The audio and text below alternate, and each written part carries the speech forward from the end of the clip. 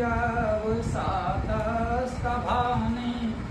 अभियक्षितां मनसारे जुमाने यत्र यदि सूर उदितो विभाति तस्मै देवाय हविषां विधेम।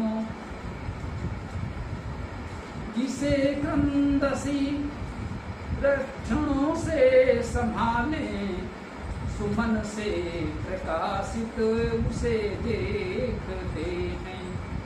समधि सूर्य होता उदित व विभासित इस देव के हेतु धारें भविष्य हम। इस देव के हेतु धारें भविष्य हम। यम जिसको सर्वनाम है। क्रंदसी क्रंदन जो क्रंदन करने वाले शब्दायमान शब्द करता। क्रंद संदने धातु है, शब्द करना है, परंतु उसमें विशेष शब्द है। जब हम क्रंदन करते हैं, कहते हैं क्रम क्रंदन। कहीं ना कहीं जब हम दुखी होते हैं, कष्ट में होते हैं, तब हम किसी को पुकारते हैं उस कष्ट के निवारण की भावना से, इसे क्रंदन करते हैं। वेद का संसार व्यवहारिक है, सपनों का काल्पनिक संसार नहीं है। ये संसार है, समाज है, दुख है, कष्ट है, क्रंदन भी है। हम स्वीकार करते हैं कि समाज में है, हमारे जीवन में है, होता स्वाभाविक है। तो जिसको एक क्रंदन करने वाले जो दुखी होते हैं, कष्ट में होते हैं, आर्तनाद करते हैं, क्रंदन करते हैं, तो उसे पुकारते हैं। किसके लिए? अवसा और अक्षणे धातु है, और धातु अनेकार्थी है। मुख्य रूप से रक्षण पालन करना इसका अर्थ माना जाता है। जब हम दुख में होंगे, कष्ट में होंगे, तो हमारी पुकार यही होती है, हे परमेश्वर हमारी रक्षा करो, बचाओ। हम अपने लोगों को पुकारते हैं, परिजनों को, मित्रों को, सुखितों को पुकारते हैं, और उस परमेश्वर को पुकारते हैं जो हम सबका सबसे पहले अपना है। संसार में सभी लोग उस व्यक्त के व्यक्त रूप हैं। वो किसके माध्यम से हमें सहायता देता है? मान लें सहायता तो वही करता है, माध्यम किसी को बना सकता है। जो पवित्र आत्माएं हैं, जो निर्मल हैं, उनको माध्यम बनाता है वो परमेश्वर, तीन दुखी लोगों की सहायता के लिए, संरक्षण पालन के लिए। निश्चित रूप से वे दिव्य आत्माएं हैं, वो पूज्य हैं। ईश्वर ने जिसको हमारी सहायता के लिए माध्यम बनाया, वे देवपुरुष हैं।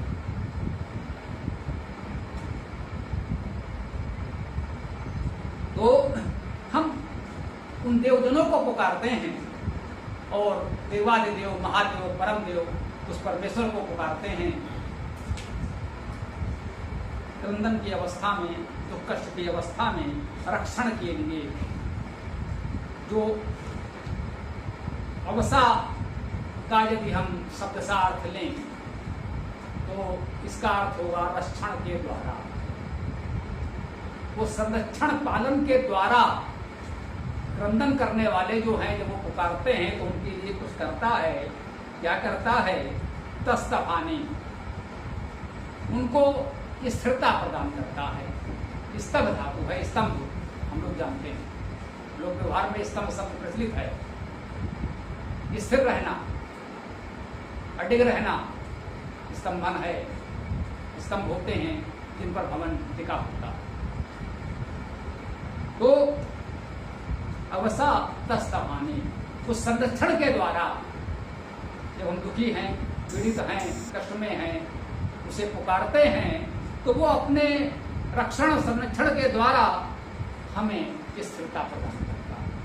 दृढ़ता प्रदान करता है।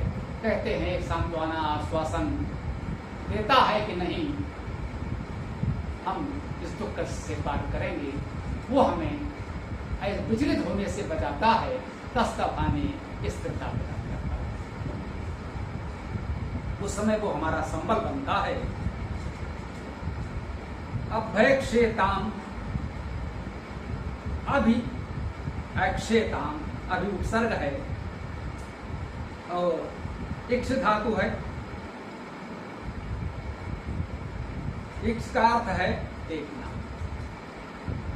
हम सब जानते हैं समीक्षा करते हैं, परीक्षा भी होती है। समीक्षण समीक्षण समीक्षा और परीक्षा परीक्षा भाव देखने का है। धातु अर्थ मूल वही रहेगा, उपसर्गों से उसमें कुछ विशेषता आ सकती है।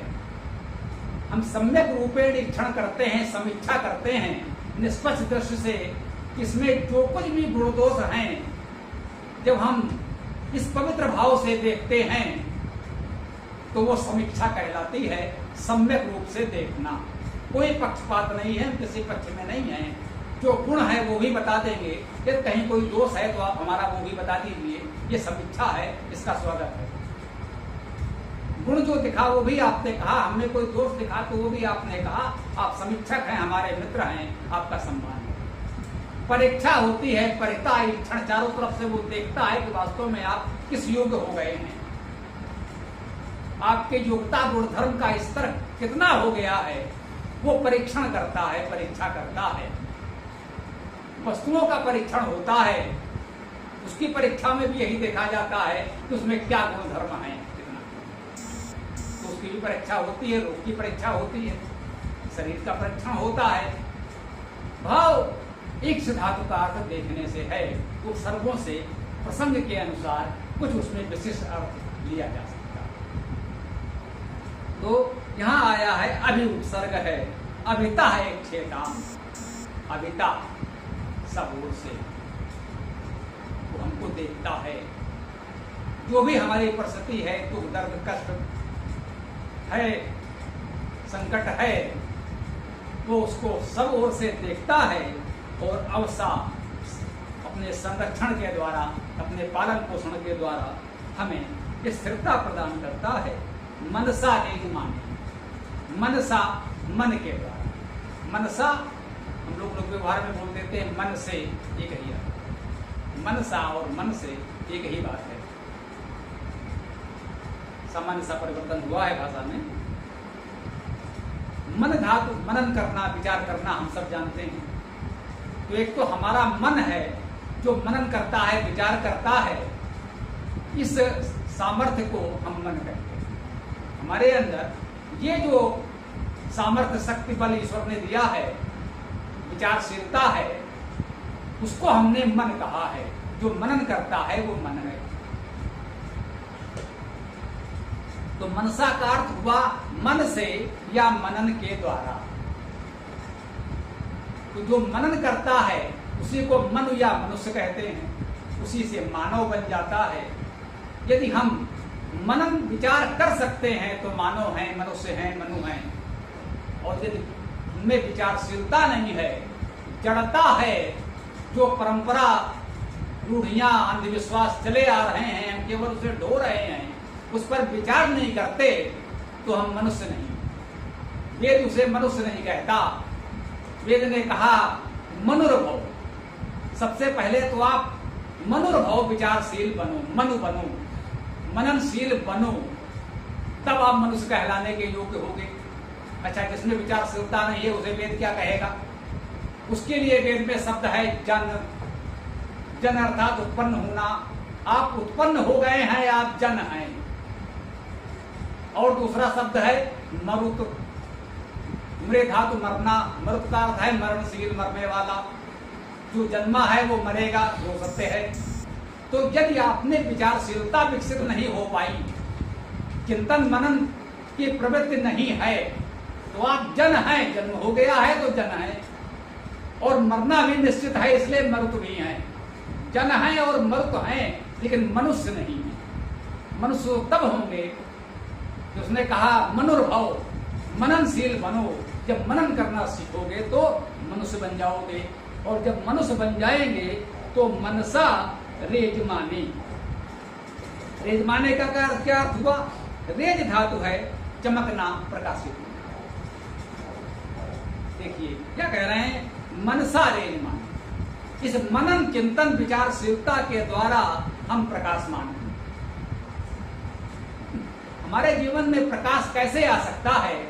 जब हम मनन चिंतन विचार करें, जड़ता ना अपनाएं, रूढ़ियां अंधविश्वास ना अपनाएं, हर बात पर पूछने का प्रयास अवश्य करें कि ऐसा भाई क्यों किया जा रहा है। हो सकता है हमारे दादाजी ने किसी विशेष परिस्थिति में उसमें कोई विशेष निर्णय लिया हो। यदि आज वो परिस्थिति नहीं है तो उसकी लकीर पीटना विवेकशीलता नहीं है, ये मनुष्यता नहीं है, ये मन होना मनुष्य होना नहीं है। हमारे दादाजी ने जो किया था वो ठीक किया, ऐसा नहीं अरे भाई तो क्या हमारे पूर्वजों ने सब ठीक नहीं किया है? नहीं, बिल्कुल ठीक किया है। उनके समय में जो परिस्थिति रही होगी उसके अनुकूल उन्होंने बिल्कुल ठीक निर्णय लिया होगा, उस समय के अनुसार उन्होंने निर्णय लिया होगा। परंतु आज जब परिस्थिति बदल गई है तब हमें आज की परिस्थिति में अपने विवेक से विचार करके निर्णय लेना चाहिए। यही हमारे पूर्वजों ने सिखाया, यही हमारे वेदों ने सिखाया, वेद के ऋषियों ने सिखाया, हमारे विद्वान मनीषी पूर्वजों ने सिखाया। तो हमें मनसा रेजमाने, मनन के द्वारा, चिंतन विचार के द्वारा प्रकाशमान होना चाहिए। और यत्र, जहां यत्र सर्वनाम है, जहां अधि उपसर्ग है, अधि सूर्य, सूर्य लोग सामान्य सूर्य कहते हैं, तो जैसा कि हम निवेदन करते आए हैं, वेद में शब्द रूढ़ नहीं है। सूर्य शब्द का जो अर्थ है वही अर्थ सूर्य का भी हो जाए, क्योंकि धातु तो वही है। सुधातु प्रसव ऐश्वर्य, सृजनशीलता और ऐश्वर्य होना, या सु प्रेरणा करना, इसी से सूर्य शब्द बना। सूर्य से सूर्य भी बन गया, एक प्रत्यय और आ गया, तो कह लीजिए सूर्य के योग्य है, सूर्य से संबंधित है। तो ये सृजनशीलता, ऐश्वर्य और प्रेरणा से युक्त है, वो सूर्य है। सूर्य है या सूर्य है, धातु जब दोनों का समान है। आप सूर्य कहें या सूर्य कहें, वेद में सूर्य शब्द भी आएगा, सूर्य शब्द भी आएगा, अर्थ समान होगा, क्योंकि धातु एक समान। तो यहां क्या कह रहे हैं, अधिसूर्य। एक तो सूर्य है जो हम लोग प्रतिदिन प्रत्यक्ष देखते हैं, वो कह रहा अधिसूर्य। इस सूर्य से भी अधिक, इस सूर्य से भी अधिक। एक सूर्य हम सामान्य सा देखते हैं, आज हम जानते भी हैं आधुनिक तकनीक के माध्यम से कि हमारा सूर्य एक सामान्य स्तर का नक्षत्र तारा है, सूर्य है। इससे इसकी तुलना में कई गुना बड़े बड़े सूर्य भी इस आकाश गंगा में, इस ब्रह्मांड में है।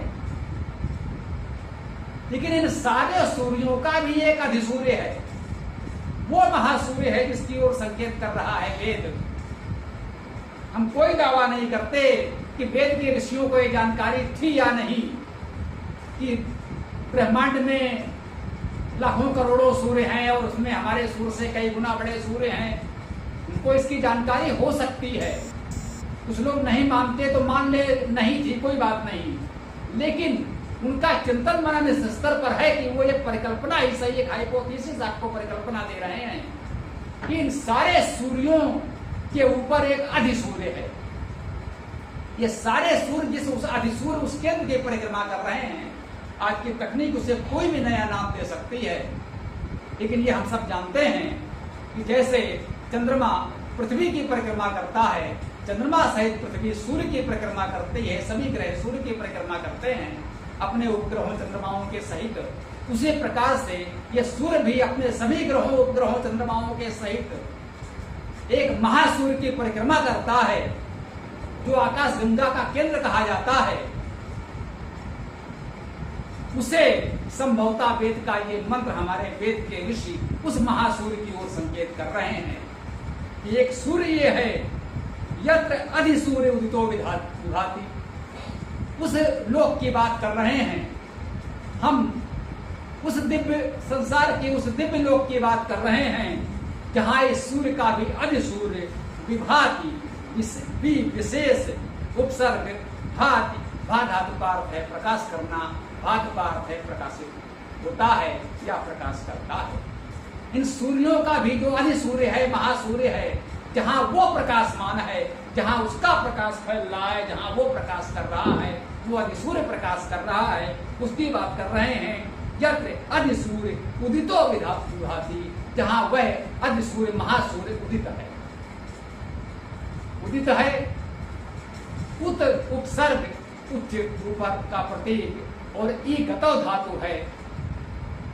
उदय होना का अर्थ है ऊपर जाना, उदय होता है वो ऊपर जाता है, अधोगति होती है तो नीचे जाता है। तो जहां वह अधिसूर्य उदित है, वो उदित है, वहां अस्त नहीं हो रहा, वो सूर्य का अस्त नहीं होता। पृथ्वी पर तो हम देखते हैं सूर्योदय सूर्यास्त, लेकिन वो जो महासूर्य है वहां सूर्योदय और सूर्यास्त की कोई व्यवस्था नहीं, वो तो सदा उदित है, सदा ही विभाति, विशेष प्रकाशमान है, विशेष रूप से प्रकाश करता है। तो अंत में यही कहा जा रहा है कि वो दिव्य लोक जहां इन सूर्यों का भी महासूर्य प्रकाशमान है, वही है। संकेत किया जा रहा है कि वह भी तो उसी प्रभु का एक सृजन है। इस विराटता का संकेत करते हुए यही कहा जा रहा है कि उस परमपिता परमेश्वर को हम अपने दुख में, कष्ट में क्रंदन करते हैं, पुकारते हैं, तो अपने संरक्षण के द्वारा वो हमें तस्थाने स्थिरता प्रदान करता है। अविता सब ओर से वो हमारे दुख कष्ट को देखता है और हमारे मन से प्रकाश करता है। वो मननशीलता, विवेकशीलता हमारे अंदर यदि है तो उस मन के द्वारा हमें प्रकाश प्रदान करता है। उसका माध्यम वही मन है हमारा, वो हमारे मन में ही वो प्रेरणा, वो प्रकाश देगा जिससे हमारे जीवन में प्रकाश मिलेगा, हमें उस दुख से, कष्ट से निकलने का मार्ग मिलेगा, वो मन के द्वारा हमको देगा। और जो इन सूर्यों का भी, सूर्य महासूर्य आकाश गंगाओं का सृजन करता है, उसे पुकारो। हैं मांगना है तो उसी से मांग, यूं दर दर हाथ फैलाने से क्या होगा। हम मांगते उसी से हैं। हाँ, जो उसके सच्चे उपासक हैं, दिव्य जन हैं, बिल्कुल कहा है, वो देता है उन्हीं के माध्यम से। उनको हम लोग देवजन कहते हैं, कुछ लोग फरिश्ते कहते हैं, कुछ भी कह सकते हैं आप। माध्यम तो वही बनते हैं, वो तो निराकार है, सर्वव्यापी है। हम सब जो हैं, यही लाखों करोड़ों हाथ पैर उसके हैं। जो कहा है सहस शीर्षा पुरुषा, सहस साक्षा, सहस पाद, उसके हजारों सिर, हजारों हाथ हम ही लोग हैं। जो ये दिव्यात्माएं हैं, जो दिव्य जन हैं, देव जन हैं, यही तो उसके सिर हैं, उसके हाथ पैर हैं। उन्हीं के माध्यम से वे दुखी पीड़ित लोगों की सहायता करता है, प्रेरणा देता है, संरक्षण करता है। और अंत में टेक स्थायी वही कहा जा रहा है कि जो परमेश्वर ऐसा है, कस्मै देवाय हविषा विधेम, और किस देव के लिए हम हवि धारण करेंगे। जो भी हमारे जीवन के सत्कर्म है, आदान प्रदान है, तो वो हम उसी एक देव के लिए करते हैं। कस्मै किसके लिए, देवाय देव के लिए। दिव्य होना, प्रकाशमान होना, देव शब्द के अनेक अर्थ हैं, उनमें प्रकाश होना प्रमुख है। तो वो तो कस्मै किसके लिए, देव के लिए, किस देव के लिए। हविषा, हम हविष, भूदाना दानयों, तो दान करना और आदान प्रदान करना, हमारे जीवन के सारे कर्म जो सामाजिक आदान प्रदान हैं, वो किसके लिए होने चाहिए, केवल उस परमेश्वर के लिए होने चाहिए। संसार में जो भी कार्य करते हैं, सब हम उसे समर्पित करके करें। जिसको हम कुछ देते हैं, जिससे हम कुछ लेते हैं, ये मान कर करें कि हम जो कुछ कर रहे हैं उस परमेश्वर के लिए कर रहे हैं, व्यक्ति के लिए हम कुछ नहीं करते। कहते हैं जो दानी हैं, चाहे प्राचीन काल के कर्ण जैसे दानी हो, मध्यकाल में रहीम का नाम भी इस रूप में लिया जाता है। कहते हैं वो खुले हाथों से दान करते थे, दान करते समय सर झुका लेते थे, नीचे रखते थे। लोगों ने कहा कि भाई आप इतने अच्छा कार्य करते हैं, इतने लोगों की सहायता करते हैं, दान करते हैं, आप अपना सर क्यों झुका लेते हैं? आपके इस दानशीलता से, आपके इस सद्भावना से तो लोग आपको नमन करते हैं, सर झुकाकर आपको सम्मान देते हैं, आप अपना सर क्यों झुका लेते हैं? रहीम जी ने उनको कितना सुंदर उत्तर दिया, देने वाला और है, देत रात दिन रैन, लोग भरम मोपे करें, ताते नीचे दे तो वो रहा है, हम कौन होते हैं देने वाले? वो जिसको देना चाहता है देता है। ये तो उसकी विशेष कृपा है कि उसने हमको माध्यम बनाया है आप तक उसका अनुदान पहुंचाने के लिए। ये तो उसकी कृपा है कि वो हमें माध्यम बनाकर आप तक अनुदान पहुंचा रहा है। ये आपकी कृपा है जो आपने हमें इस योग्य समझा, हमें सेवा करने का अवसर दिया, उस प्रभु का अनुदान आप तक पहुंचाने का अवसर दिया, या आप हमारी सेवा स्वीकार कर रहे हैं। ये तो आपकी कृपा है। फिर भी आप हमें इतना सम्मान देते हैं, इसलिए ताते नीचे नयन, इसलिए हमारे ये आंखें झुक जाती हैं। तो इस भावना से जब हम संसार में आदान प्रदान करते हैं, जो कोई भी सांसारिक व्यवहार करते हैं, जब इस भाव से करते हैं, तो कहीं भी हमारे जीवन में तमाम अहंकार दोष दुर्गुणों से हम बच सकते हैं। संभवतः यही संकेत है। आइए आज के इस मंत्र चर्चा को हम यहाँ विराम देते हैं।